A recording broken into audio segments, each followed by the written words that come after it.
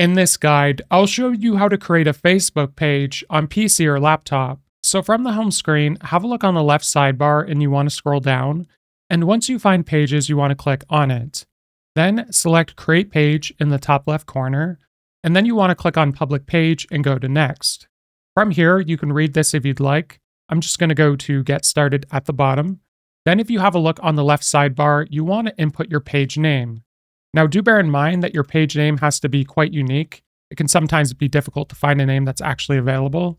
And for the category, you just want to input what your page is about so people can easily find you. Now for the bio, you can input one if you'd like. I'm going to select Create Page at the bottom. So once you've created your Facebook page, it's going to ask you to set up your page where you can input information so people can easily find you and just make it more appealing in general. So feel free to enter in any information here you'd like to make your page better, and then just continue through this process and your page will be created. If this guide was helpful, like and subscribe, and we'll see you in the next one.